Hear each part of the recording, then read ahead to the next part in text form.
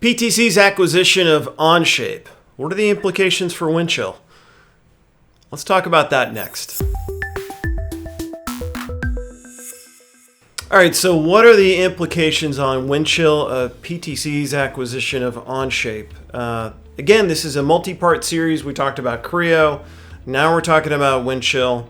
We're going to be talking about Integrity, ThingWorx, Vuforia. There's going to be 5, right? So let's dig into Windchill, PTC's PLM offering.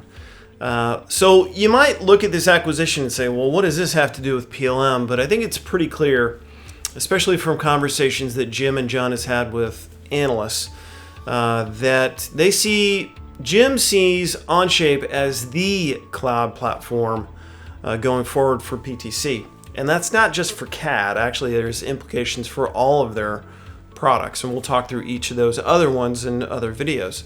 But with Windchill, I think this is, I think it's timely.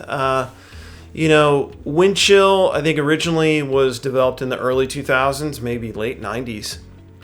And that was right at the advent of the web and web services, and Windchill was built on top of those things. There was this whole vision of a federated product development environment. And I think, interestingly enough, depending on, and I don't know the development details of Windchill, but if they are mainly based on web services, they should be able to translate over fairly easily. And I think this is interesting in a number of ways because, Windchill, even though it was architected for a web age, it was not architected for a multi-tenant kind of cloud environment like what we see today with a lot of these modern cloud architectures, modern cloud-based solutions. So I think you'll truly be able to see more of like a SaaS type of offering, multi-tenant type of offering. And that'll be really interesting because it will be the same platform as the CAD capabilities of Onshape. And frankly, Onshape has kind of been moving in the direction of PLM. I had a few conversations with John Hirschtick about this because they recently have developed some data management capabilities. And they've kind of been stepping in that direction. I thought, wow, this could be really interesting because you could see, like, you're not that far away from doing change management. You're not that far away from, going beyond design release and doing all these other type of life cycle type of things.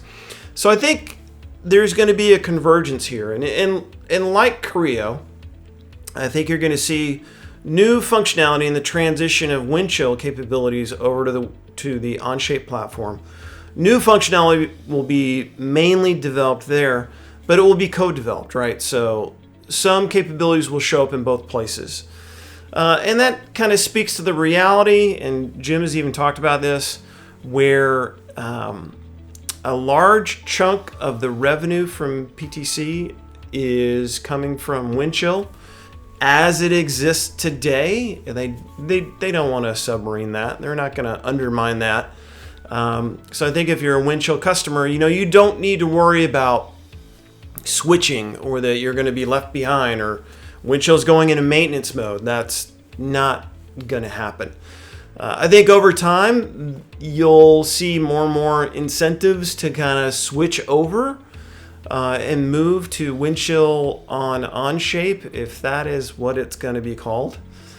So I think that's the state of play here.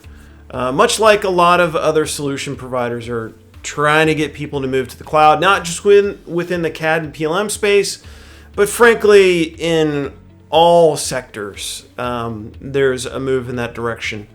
So that's it. That's my take with PTC's acquisition of Onshape's implications for Windchill.